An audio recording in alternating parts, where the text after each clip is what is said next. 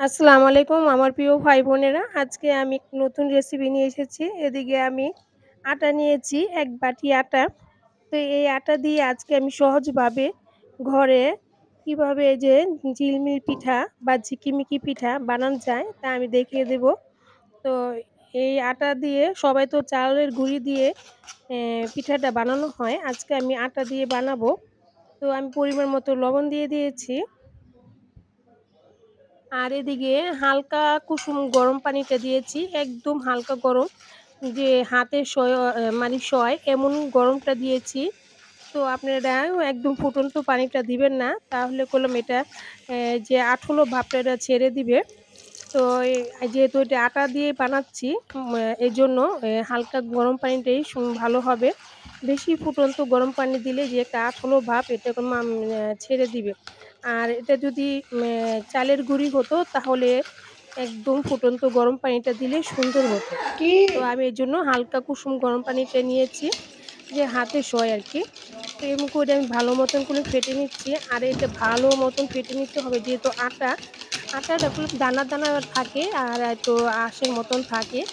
যেতে এর যাতে না থাকে ওই জন্য আরকি এমন করে ফেটতে হবে কোনো রকম যাতে এ একটা আঁশের মতন বা দানা, দানা কোনো কিছু যে না থাকে ওইভাবে ফেটে নিতে হবে।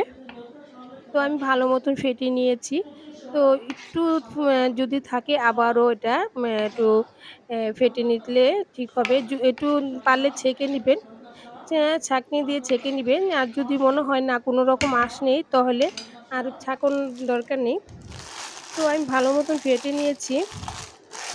অফ ক্যামেরা একটু ভালো মতন ফেটে তারপরে নিয়েছি। আর এই যে আমি একটা পলি ব্যাগ নিয়েছি। তো এটার মধ্যে আমি দিয়ে দিয়েছি। তো এটার মধ্যে দিয়ে আমি একটা গ্লাসের মধ্যে রেখে এ ইসে দিয়ে ঢেলে দিয়েছি দেখুন। এখন আমি একটা রাবারের মাধ্যমে এটা মুখটা আটকে নিয়েছি। আর এই যে একটা ছিদ্র দিয়ে ছোট একটা ছিদ্র করে নিয়েছি। এটা দিয়ে এখন আমি পিঠাটা বানিয়ে নিব। তো এটার মধ্যে আমি একটু সামান্য একটু কালার দিয়ে দিয়েছি। যাতে একটু কালারটা একটু সুন্দর দেখা যায়। আপনারা চাইলে শুধু সাদাই বানাতে পারেন। আবার অন্য কোনো কালারও ইউজ করতে পারেন। আমি করলাম এটা ফুড কালার দিয়েছি। তো এটা ভালো মতন আমি একটু আর এই সামান্য একটু দিয়েছি আমি যাতে বেশি একটা কালার মানে গাঢ়টা না একদম হালকা সামান্য একটু দিয়েছি। তো এইভাবে আমি একটা তাওয়া বসিয়ে দিয়েছি। এইখানে করলাম আমি একটু তেল দিয়ে তো এটার মধ্যে আমি তেল ব্রাশ করে দিয়েছি। এখন আমি একটা এই যে পিঠা বানিয়ে নিচ্ছি। আর এই পিঠাটা একদম সহজভাবে যে কেউ একটু হাতের একটু খালি ঘুরিয়ে নিলেই হবে। তো আপনারা তো দেখতেই পাচ্ছেন এটা বলার কিছুই নেই আমি কিভাবে পিঠাটা বানিয়ে নিচ্ছি। আর আটা দিয়ে যে এত সুন্দর পিঠা হয় না দেখলে বিশ্বাস হবে না। একবার হলো বাসায় ট্রাই করবেন। আর আটা দিয়ে যে এত সুন্দর করে পিঠাটা বানানো হবে আর দেখুন একদম সহজভাবে আমি এগুলো বানিয়ে দেখিয়ে দিচ্ছি।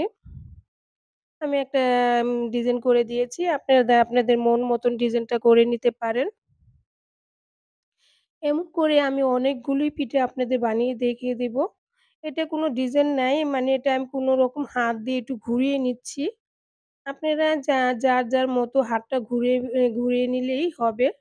এটা কোনো একটা ডিজাইন না। এটা এভাবে খালি একটু ঘুরিয়ে দিচ্ছি। একটা পিঠা হয়ে যাচ্ছে। আর এই পিঠাটা খেতে মানে এতই স্বাদ, না খেলে বুঝতে পারবেন না। আপনি যদি ভেজে এটা তেলে ভেজে খান তো বুঝতে পারবেন এটা কি আটা দিয়ে বানিয়েছেন নাকি চালের গুঁড়ি দিয়ে বানিয়েছেন।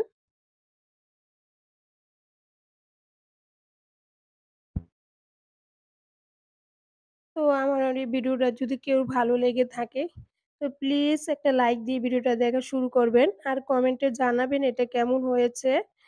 আর যারা এখনো আমার চ্যানেলটা সাবস্ক্রাইব করেননি প্লিজ একটা সাবস্ক্রাইব করে আমার সঙ্গে থেকে যেতে পারেন।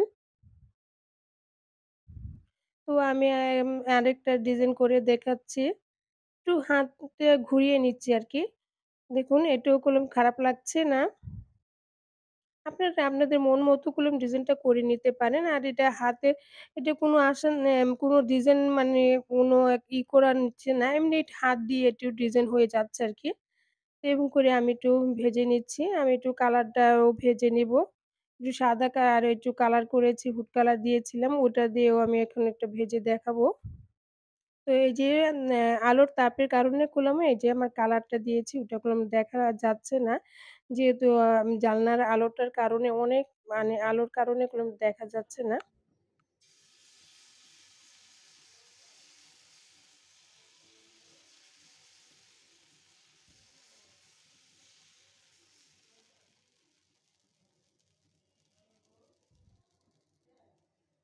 এই তো আমি একটা ভেজে নিচ্ছি।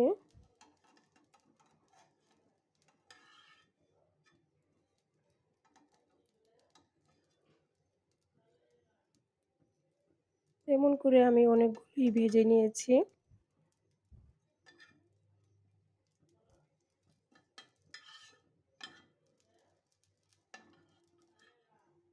এই যে আরেকটা কালার দিয়েছিলাম। দেখুন কালারটা করলাম আলোর জন্য দেখা যাচ্ছিল না।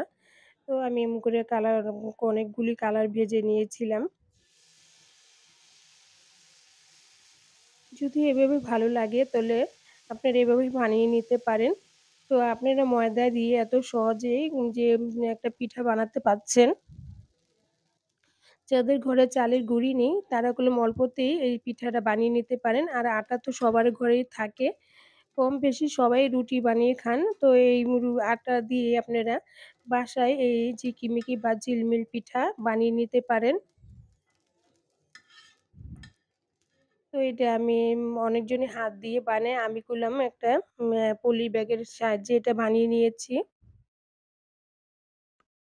এই তো দেখুন আমি কতগুলো পিঠা বানিয়ে নিয়েছি। আর এই অল্প আটা দিয়ে যে এতগুলো পিঠা বানানো হয়েছে দেখুন কতগুলো পিঠা হয়েছে। আমি করলাম সামান্য অল্প একটু আটা নিয়েছিলাম। আর দেখতে মাশাআল্লাহ অনেকটাই সুন্দর হয়েছে। তো এই তো আমি আপনাদের দেখিয়ে দিচ্ছি। তো এটি আমি একটু রোদে শুকিয়ে নিবো। আপনারা চাইলে ফ্যানের বাতাসেও এটি শুকিয়ে নিতে পারেন। আর এটি শুকাতে কোনো বেশি সময় লাগে না। অল্প সময়ের মধ্যে হয়ে যায়।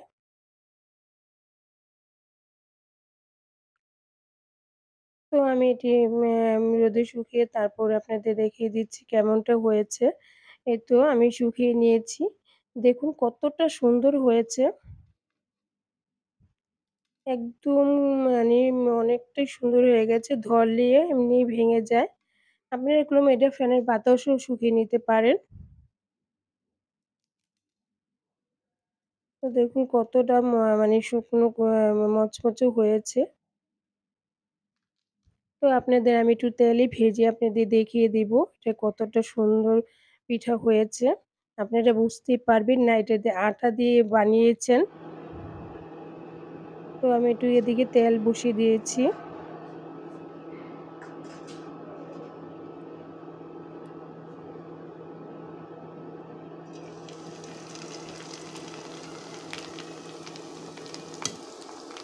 তেলে এই পিঠাগুলি ভেজে নিচ্ছি। দেখুন অল্প তাপে এই পিঠাগুলি ভেজে নিতে হবে।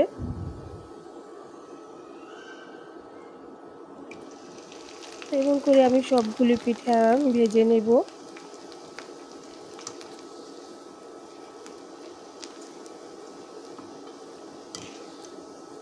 এটা বেশি তাপ দেওয়া যাবে না, বেশি তাপ দিলে পুড়ে যেতে পারে। তো অল্প তাপেই এটিতে ভেজে নিতে হবে।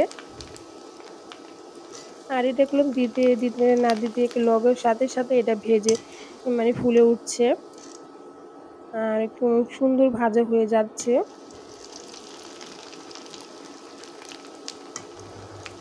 এমন করে আমি সবগুলি ভেজে নিয়েছি।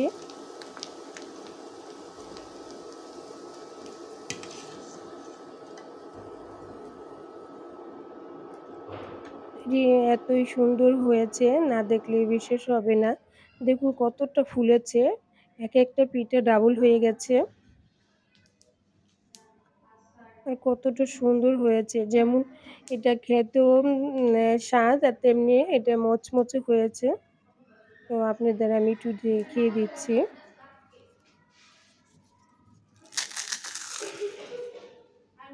কেউ বুঝতে পারবে না এটা যে আটা দিয়ে বানিয়েছি এত সুন্দর পিঠা। তো সবাইকে অনেক, অনেক ধন্যবাদ যারা আমার ভিডিওটা অনেক ধৈর্য ধরে দেখছেন। তো আসসালামু আলাইকুম।